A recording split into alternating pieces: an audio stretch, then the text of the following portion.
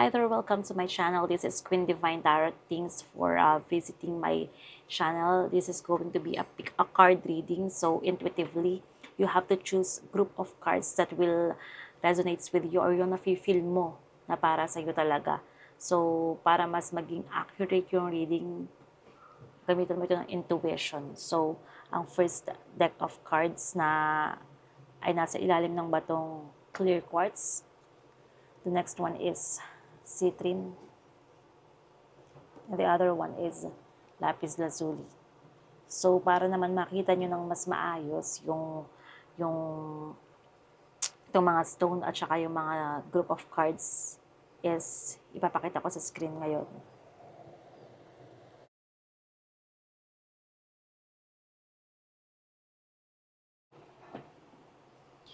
So, here we go. So, for the first group of cards, ang mga card na nakalagay dito is religious factor. Religious factor. It says, your love life is influenced by your religious upbringing and spiritual path. So, for some of you, merong magkaiba ang religion, maaaring Catholic ka, yung isa naman ay Muslim, or vice versa. Hindi naman mahalaga kung ito yung Muslim or whatsoever, basta may pagkakaiba kayo ng belief. Minsan itong card na ito, hindi lang sa religion nakatutok. Maaaring ito rin ay nakatutok sa pagkakaiba ng core values. So, merong pagkakaiba ng upbringing or family structure na magbibigay ng pagkakaiba. I mean, merong pagkakaiba sa inyo na pwedeng hindi niyo pagkasunduan. But the thing is, you need to communicate your wants, needs to this person. You have to communicate your thoughts so that you can balance the energy out ng masculine at feminine kung kayo ay may alam sa feminine and masculine energy. So, lahat tayo ay may masculine at feminine energy within. But for one relationship to work, we have to choose what energy to possess. So, meaning to say, ang feminine energy, for example, is the receiver of the action. Ang masculine energy, for example, is the action doer. So, kung ang lalaki yung action doer, so dapat yung babae yung receiver. Hindi naman ibig sabihin yun, wala nang gagawin yung babae. So, ito lang ay isang sign na merong pagkakaiba sa ng iyong makakatuluyan na tao, because this is a marriage pick a card reading. So, maaaring ang taong ito ay nakatira sa ibang bansa or makikilala mo siya via dating app or social media, or the keyword is to become sociable. So, makikilala mo siya bilang pwedeng hindi mo inaasahan ng taong ito na darating sa'yo. But then you still will work things out together.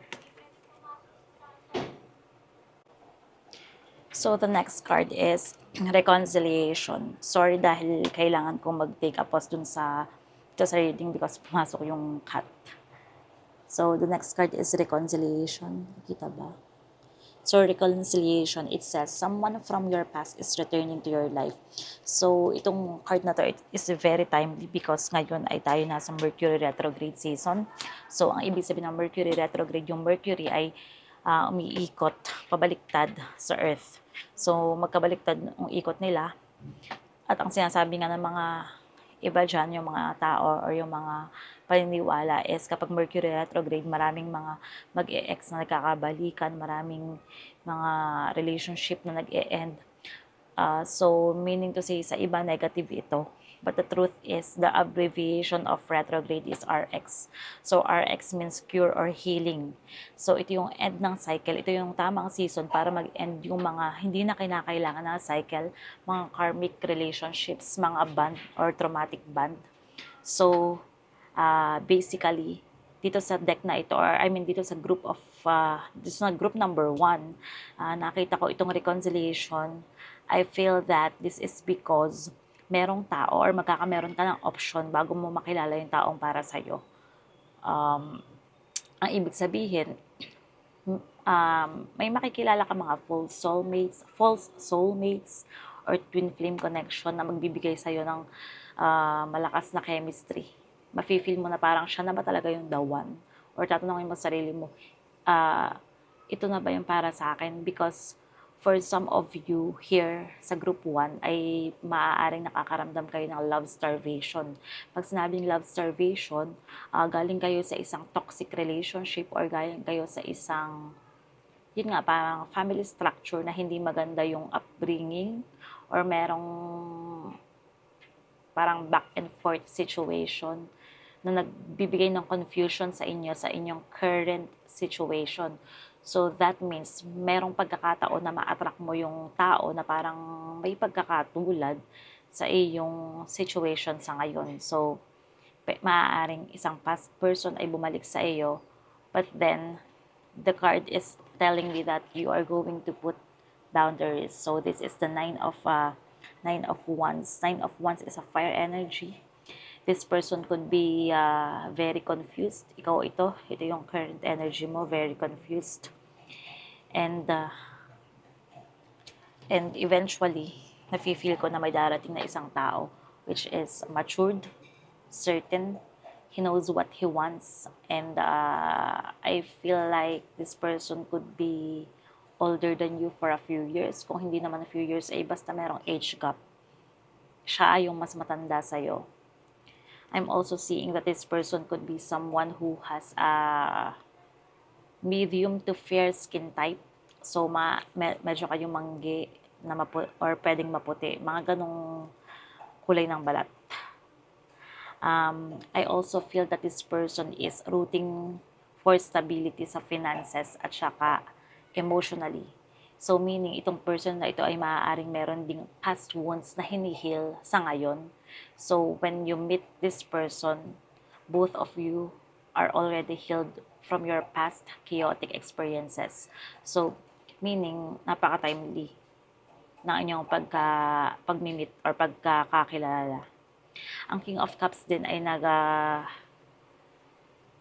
ay energy ng isang water sign. So, it could be Cancer, Scorpio, and Pisces. So, this person could be Cancer, Scorpio, or Pisces. It doesn't have to be. But,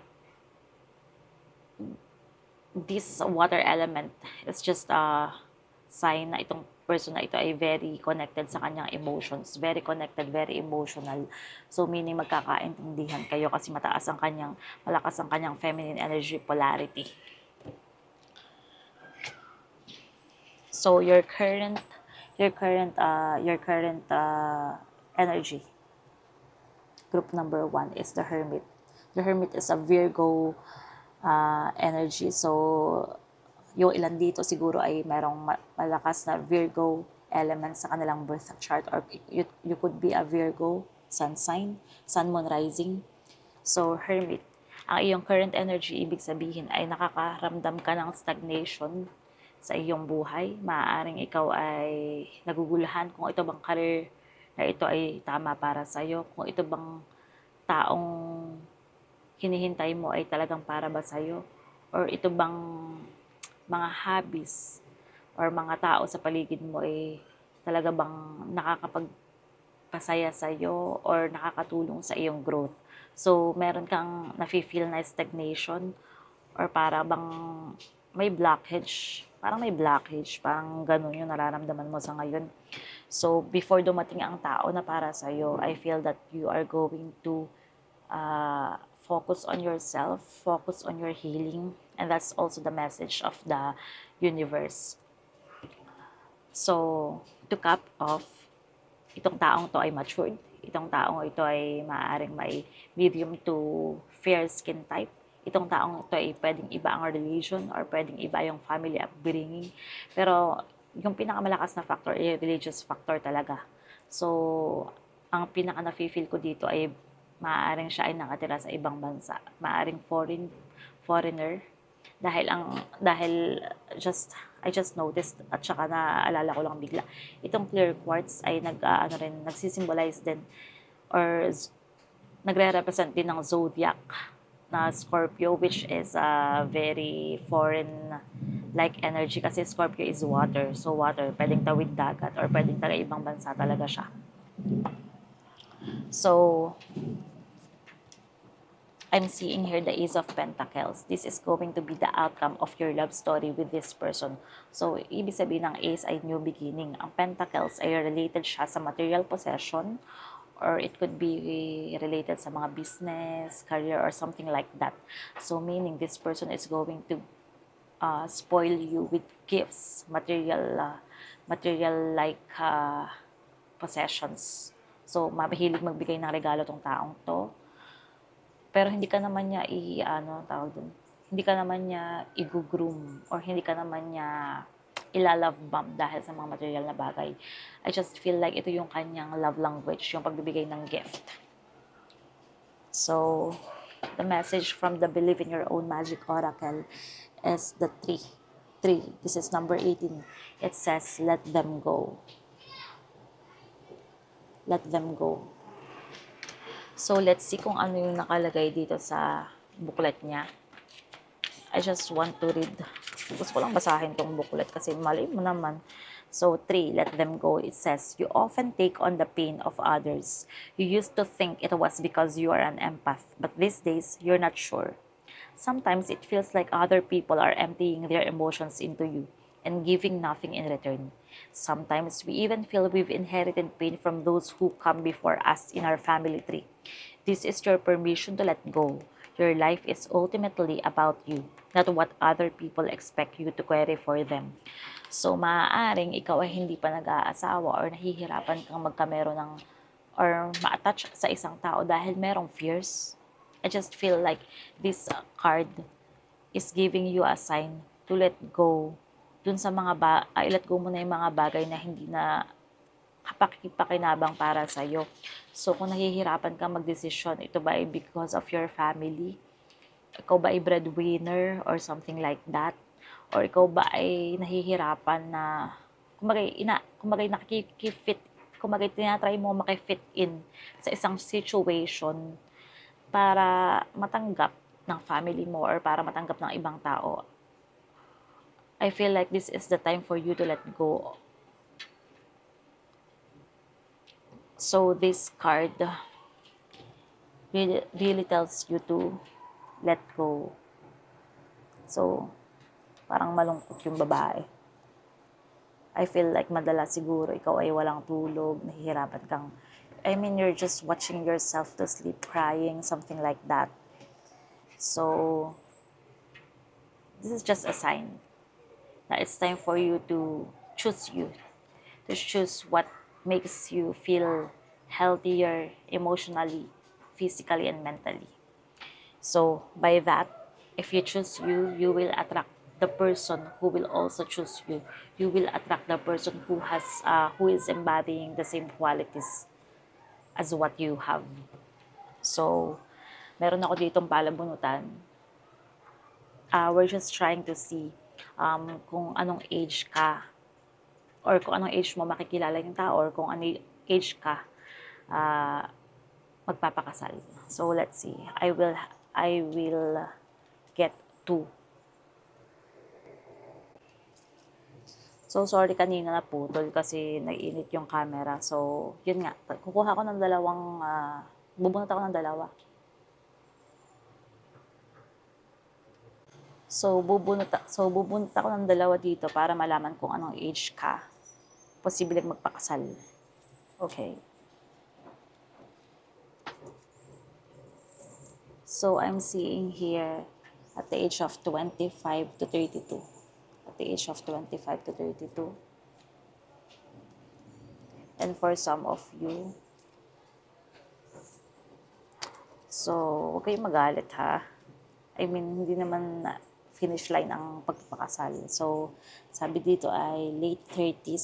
Sorry ha, yung sulat ko. So, late 30s to early 40s. So, maaaring mga 35 onwards. Or 36, 37, 38, 39, 40, 41, mga ganun. So, late 30s to early 40s. Yan lang. Sana huwag kayong magalit dahil lumabas dun sa age. Hindi naman ibig sabihin na late kayo nagpakasal. Kasi usually ang reference natin ng pagiging successful dahil nga minana natin sa ating mga ninuno or mga magulang natin na iniisip natin na dapat mag-aral kayo mabuti, magkaroon ng magandang trabaho, tapos makapagpakasal sa isang successful na lalaki, and then, or successful na babae, alin man doon. Yung kumbagay, kaya kayo pinag-aaral ay para makapag-asawa ng matinong tao. And then, magkaroon ng children. And then, kumbagay, marriage, kasama yun sa reference na pagiging successful noon. But in this age of Aquarius, lalo na dun sa mga Gen Z ngayon, napakababa ng marriage rate kung tutuusin. Dahil nga, mas nare-realize natin ngayon na mas importante yung mental health ng isang tao.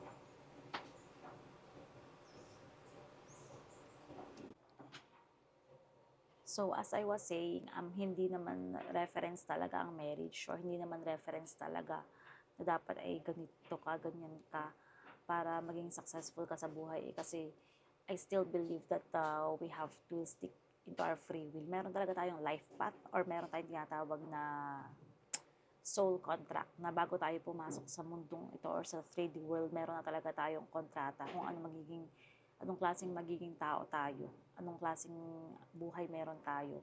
So, basically, marriage is just a part of our journey, part of too many experiences that we will be experiencing dito sa 3D world. So, kahit anong age ka ikasal or kahit anong age mo marating yung goal na yun, yung specific goal na yun, position sa career na yun, it doesn't matter because the only end we have is death. So, let's move on to the next group, group 2. So, for the next group of cards, we have here Two of Cups. Two of Cups. So, I feel that this person is going to be your twin flame connection or soulmate connection. Two of Cups, ibig sabihin, malakas ang chemistry. It could be an instant connection at maaaring makilala mo siya through the help of a friend or just a social circle. Maaaring siya ay friend ng friend mo or may mutual connection kayong dalawa. So, a friend of a friend. And this also symbolizes someone who could help you financially at saka career-wise. Maaari magkaroon kayong business together, magkaroon ng collaboration dahil ang Three of Coins ay growth. It means growth, it means money, it means material possession. As I told earlier sa group 1, ang pentacles or coins ay related sa material possession. So, meaning to say, this person could be someone who is very business-minded and well-rounded in money. So, maaaring galing siya sa isang prominenteng pamilya, or kung hindi man ay matalino siya sa pera at mahilig siyang magsimula ng business, which is usually naman yung mga nasisimulan niya ay talaga naman nag-work. So, with the Knight of Cups card, Knight of Cups, so water element. Ang Knight ay fire element. So, merong ilan dito, ang kanilang future spouse or ang person nila will be someone who has a strong fire or water element on their chart. So, Leo, Sagittarius, Aries, or Cancer, Scorpio, and Pisces. So, Knight of Cups. Ang Knight of Cups din is someone na nag-describe sa isang tao na may fair or pale looking skin. Hindi ko naman masasabi kung siya ay mataba or mapayat. Para kasi siyang medyo, hindi siya yung parang muscular. Hindi siya muscular. I don't feel like this person is muscular. Hindi ko rin naman na-feel na mataba siya or talagang payatot. Para lang siyang medyo slimy. Parang slimy siya, pero hindi siya yung parang sobrang payat naman niya. Parang hindi naman siya ganun. So, that is the Knight of Cups. Pale, intelligent, caring, very emotional din. So, this person is going to be the one who's going to initiate communicating with you. Siya yung mag-i-initiate, siya yung magiging masculine energy dahil ang Knight nga ay related sa fire sign. Ang fire sign ay strong masculine polarity. So, siya yung mag-i-initiate, siya yung action doer sa inyong connection. So, ang pagdating niya will symbolize as no beginning. So, maaaring makilala mo siya around the season of summer. So, that would be June, July, August. So, season ng summer mo siya makikilala. So, kung hindi siya ngayong year na to, maaaring next year. Since ang Ace of Cups para sa akin is bibigay ng time frame which is a year from now. So, basically, this person is going to be very playful because sa Romance Card Angels, may lumabas dito na playfulness. So, playfulness.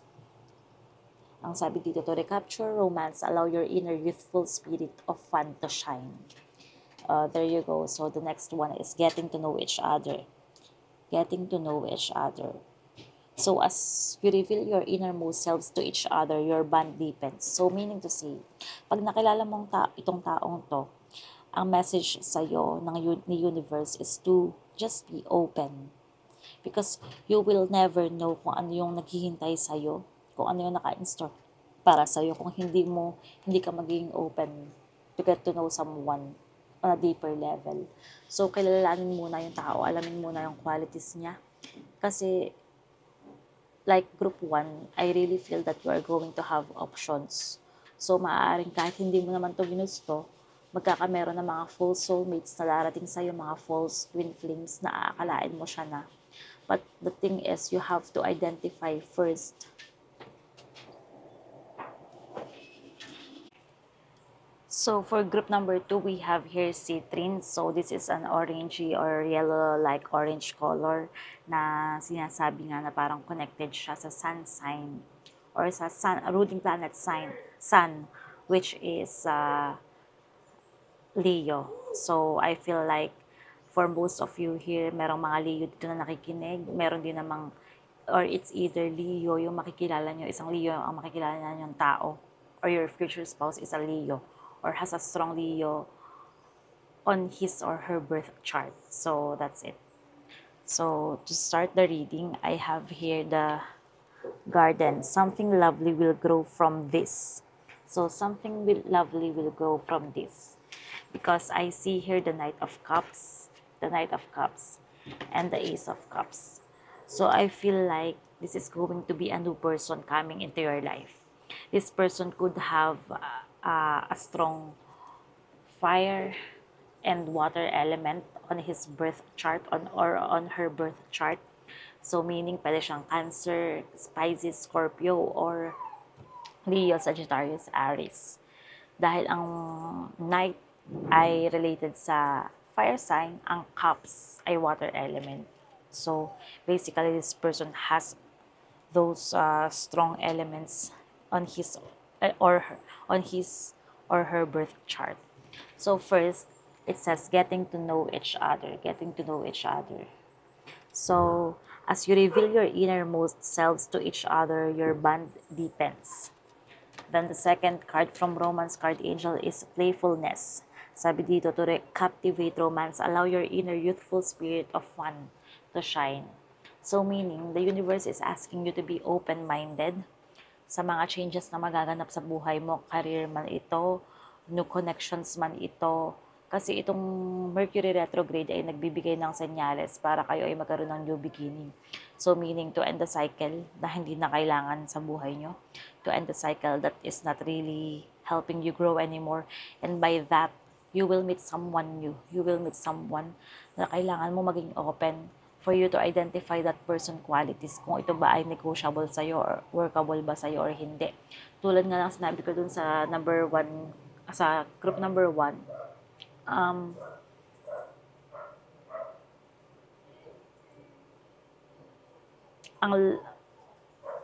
marriage ay hindi finish line. So meaning marami ka pang makikilala, magkakameron ka ng option, but then at the end of the day, you have someone or only one. You have only one soulmate na mapipili. Kasi ang soulmate marami yan eh. I mean, parang namali yung only one. Kumbaga, meron kang mapipili.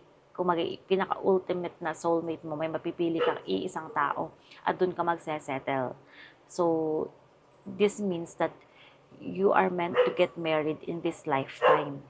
The thing is, this person will only come to you when you are already stable, emotionally stable. So meaning, paano ba maging emotionally stable ang isang tao? It could be because of her or his confidence. So kung confident ka na sa iyong career, kung confident ka na sa narating mo sa buhay, that would be the best time for you to get married. So, ibig sabihin dito, huwag magmadali.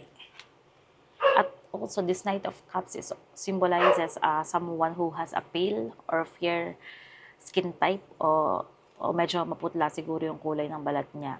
Hindi naman ibig sabihin na may sakit siya. Kumbaga lang parang medyo super fair looking skin. At I also feel that this person could be well-rounded in money and someone who will be collaborating or magkakaroon kayo ng collaboration in the future in terms of business. So, ibig sabihin pwedeng after nyong ikasal, pwede kayo magtayo ng sarili nyong business, and that would be the that would be something that will help you grow as couples and as individual souls. So, ibig sabihin, pwedeng makilala mo rin ang taong ito through work or through social circles or a friend of a friend or mutual friend. So, these are the possibilities dahil ang Three of Coins nga ay related sa growth. At kung nakikita nyo naman din dito is may tatlong tao na nakatayo. So, it's like socializing. They are socializing. They are planning something. Para nag-share sila ng idea sa bawat isa. So, I feel like isa sa mahalagang core ng inyong relationship is to make something out of your connection. Make something out of your comfort zone. So, parang itong taong darating para sa'yo ay magbibigay ng energy or audacity for you to push yourself na mawala dun sa limitation. Kumbaga, mawala sa boundary, magkakameron ka palang kasunod na boundary at dun mo makikita na meron ka pa palang iba pang purpose. So, the Two of Cups is also a sign that this person is your twin flame or soulmate connection. So, ibig sabihin, this is meant to happen. This meeting with this person is meant to happen. Tulad nga sinabi ko kanina, yung garden, ito, something lovely will grow from this. So, kung babasahin ko yung nilalaman ng booklet ng Believe in Your Own Magic, because this is a Believe in Your Own Magic Oracle deck. This is from the best-selling author Amanda Lovelace. Kung gusto nyo i-purchase, hindi mo na mag-sponsor, pero ito na nga yun. So, garden, something lovely will grow from this. Sabi dito, either we sit around and dwell on our pain, or we learn how to grow something lovely out of it, ready or not. It's time for the next chapter of your life. Do the thing you feel you most need to do in order to aid your healing, even if it feels selfish. Sometimes it needs to be a little selfish in order for it to work in the long run. Worry about focusing on you for now. So tulad ng sinabi ko dun sa group number 1, choose you. Choose you. And then choose the people who are going to choose you. So meaning, hindi naman kasi importante na lagi mo ipiplease yung ibang tao. Ang talaga naman kasing reason kung bakit tayo ay nandito sa lifetime na ito is for us to transcend, for us to grow as individual souls. So, meron tayong kanya-kanyang goals, meron tayong kanya-kanyang life path. Kung kayo ay aware doon sa mga life path number ninyo, you can check your purposes there. Makakatulong yun para manavigate nyo yung tama yung inyong life path, yung inyong soul contract. So, basically, tayong lahat ay merong kanya-kanyang kapupuntahan, may kanya-kanya tayong destination, but because God or the universe gave us the free will, is for us to how we are going to make things happen. Meron tayong sarili nating way kung paano natin magagawa yun. For example, you are looking for a romantic relationship. So, one good example to manifest someone is to identify ano nga ba talaga ang gusto mo. Example dito ay gusto mo ba ng isang taong magandang pangangatawan or healthy, well-built, or pwede mo siyang i-manifest by changing your routine. For example, go to enroll yourself to pumunta ka sa gym. Mag-enroll ka at maghanap ka ng coach na makakatulong sa'yo para magkaroon ka ng magandang pangangatawan. I mean, that's just an example, or that's just a part of manifesting someone to speed up the manifestation. So, kung gusto mo naman ng tao na mahilig mag-coffee, like you, or something like that, you can actually visit every cafe. I mean, that's just a part of manifestation. Wala namang masama kung bibisita ka sa mga bagong cafe, di ba? Kumbaga, parang nag-aano ka na rin, nag-explore ka na rin, at nagbibigay ka na rin ng, kumbaga, you are making fun of it. Hindi ka masyadong nag-expect ng malaki, pero parang minamanifest mo na rin yung taong para sa'yo. So, that's it. So, basically, this person has a fair and pale skin color. Hindi naman siya mataba, hindi rin siya mapayat, pero I feel like this person is para siyang slim type person, pero hindi mo siya masasabing sobrang payatot mo naman. I don't know how to describe this, but yun yung nakikita ko. So this is going to be an instant connection. So ngayon bubunot ako ng dalawang para malaman kung mga anong age posible kang ikasal. Meron pala dito isa pa.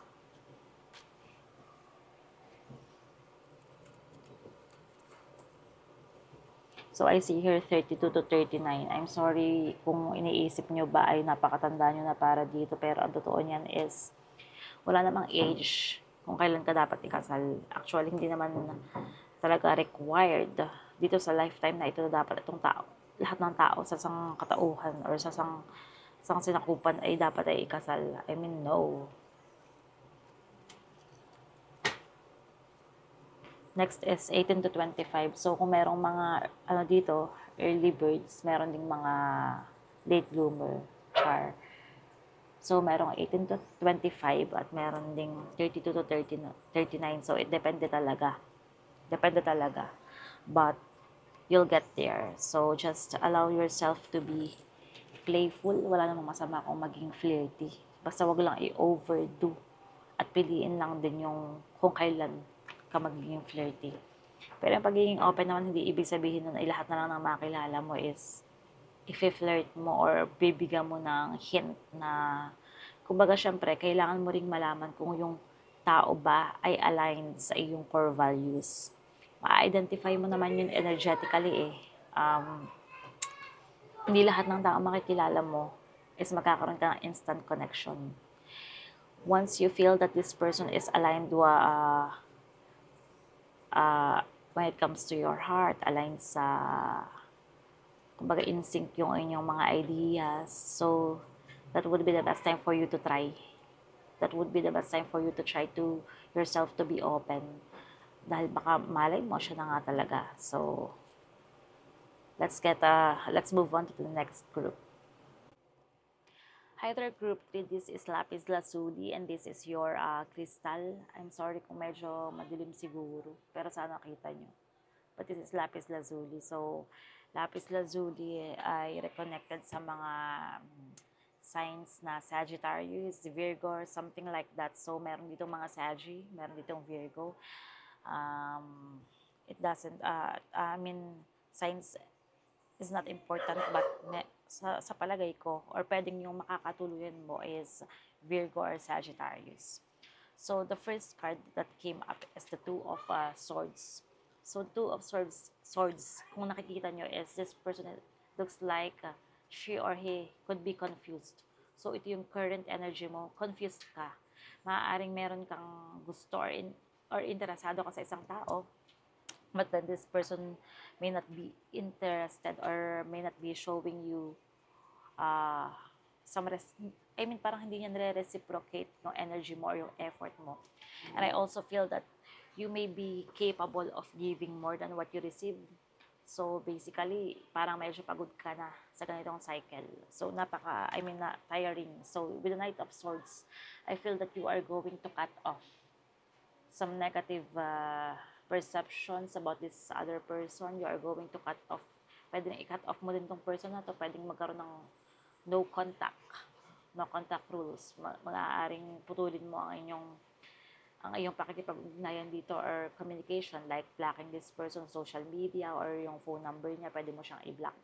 I mean, ito yung posible mong gawin, which is the Knight of Swords. As you can see, this knight is very, he looks brave. I mean, the knight, as I said earlier, is a representative of fire element, and then sword, representation siya ng isang air element. So, air and fire together, pareho silang may malakas na masculine energy sa kanila. So, meaning, ikaw mismo yung mag-i-initiate ng no contact rule.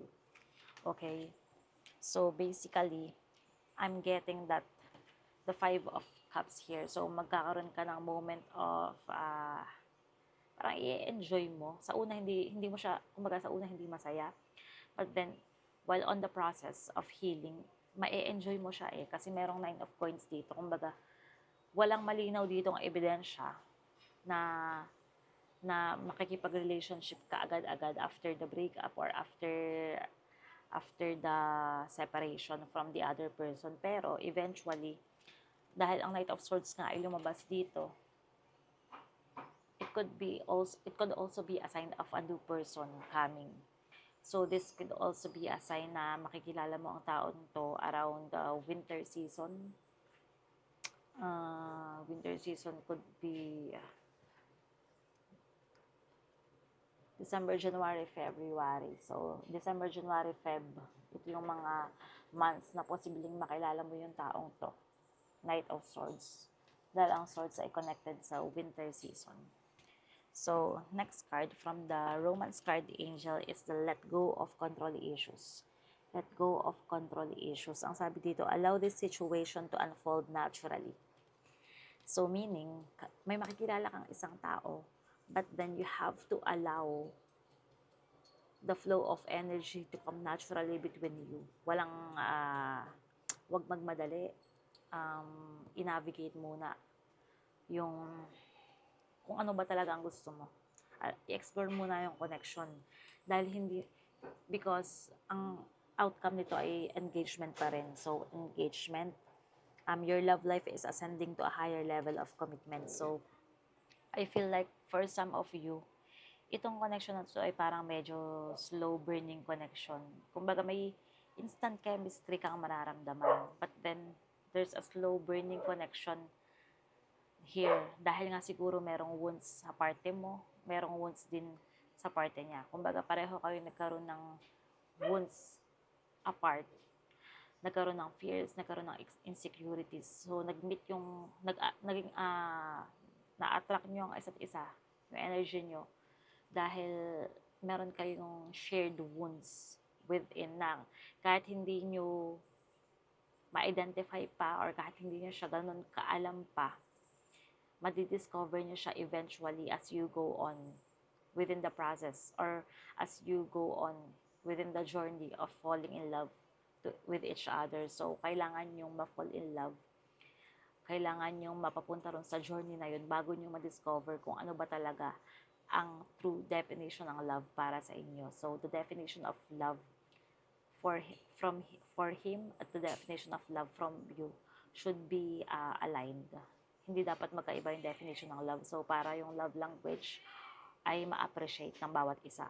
So, meaning let go of control issue kasi parang nafe-feel ko rin dito is ikaw mismo, group number 3, ay may mataas na parang mas marami kang, hindi ko naman sinasabing mas marami kang kayang gawin, parang super napaka-initiative mo kasi. Yung parang sa sobrang pagka-initiative mo, na-overpower mo yung energy ng isang tao. So, basically, pwede siyang maging controlling. Pwede siyang maging issue. Kumbaga, hindi mo intention na maging controlling, pero pwede kang maging controlling. At yun yung pwedeng, yun yung perception or magiging perception ng isang tao sa'yo. So, if that happens for you in the past relationship you had, then it's time for you to change that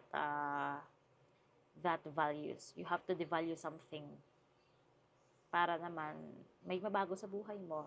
For example, iniisip mo na parang palagi na lang ganito yung nangyayari. Siyempre, if na-feel mo or if nakikita mo na nga na parang ulit-ulit na lang yung cycle, then this is the biggest sign na kailangan mo makita para meron kang ilagay na pagbabago sa buhay mo. You have to put something in there that is something new, something refreshing.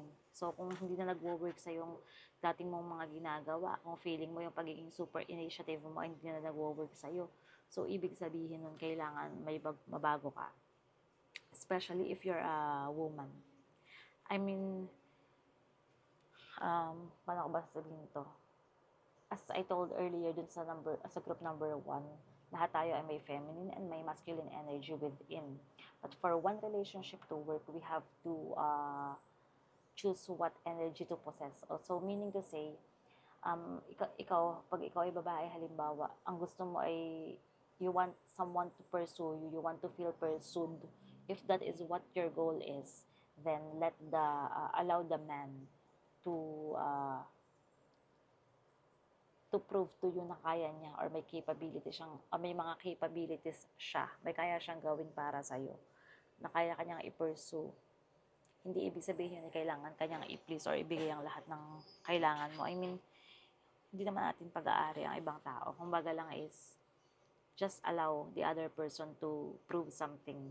Put the ball on his court so that he can do something for you. Dahil hindi mo naman kasi talaga mapapatunayan kung may kaya siyang gawin kung ikaw palagi yung mag-i-initiate. So, this is just a message from the universe. So, number 43 sa Believe in Your Own Magic is a spaceship. It says, don't be afraid to sing. So, napakaganda ng card na ito. Para siyang, feminine energy power or women empowerment. Kasi, as you can see, very colorful. Tapos may tatlong sirena, tatlong mermaids. They are like singing together. So let's read what is in the booklet. So, spaceship, don't be afraid to sing. It says, you've been made to believe that your voice, that your unique point of view in this world isn't worth very much. Let me tell you, that couldn't be further from the truth. Your words are worth all the stars in the night sky. So don't forget to sing whenever you have the chance. Your voice is powerful enough to sink a dozen spaceship. So napakaganda ng message nitong spaceship. Don't be afraid to sing. Parang sa palagay ko, ang sinasabi ng card na ito, ang message sa iyo ng card na ito is to communicate your wants, your needs as a woman, as a feminine energy. So, if ever you meet someone new na feeling mo interesado siya sa'yo at feeling mo naman interesado ka rin sa kanya is to communicate ano ba yung goal mo sa relationship na ito. Kasi the more na nagpe-pretend ka na okay ka lang dun sa situation but the thing is hindi naman pala talaga. The more na nagkakaroon ng friction and then you'll grow apart. Parang suddenly mag-explode na lang siya. So, I really feel that this card really resonates with you. Let go of control issue. Hindi naman ibig sabihin na napakontrolin mong tao, pero pwedeng yun yung maging perception sa'yo ng isang tao. So, I feel that this is something that you need to change so that your relationship with this person will work out. Dahil ang 9 of Coins is like an Empress-like card for me. This is a Taurus or Virgo or Capricorn energy because coins, earth sign. Especially ang ruling planet ng Taurus ay Venus, so love. And as you can see, parang meron ditong ibon. It seems like this person is looking for freedom or to let go of her fears. So if you are looking for something new to put your energy on, I feel that you're going to focus on your career first. Focus on your career first, and then eventually you will meet someone new that is more capable, someone new that is more matured, someone new that is more certain. That's why you are going to cut off the situation that doesn't help you anymore, doesn't help you grow anymore. So that's it. So bubunot ako ng dalawang card para malaman, dito sa palabunutan, para malaman kung anong mga posibleng age ka pwedeng ikasal. So again, I see here 25 to 32. So for some of you, 25 to 32, hindi naman masama. And for some of you, is 18 to 25. So, magandang age naman to for kung nangangarap kayong magkaroon ng children. But kung hindi naman kayo nagmamadali at meron naman kayo iba pang meron pa kayong ibang goal sa buhay like career or meron ba magpagawa ng bahay o kaya bumili ng kotse for example or mag-travel muna. Wala namang masama. May kanya-kanya naman tayong goal bilang individual soul. So, thank you for listening today. And this is your pick a card reading. So, see you again soon. Thank you.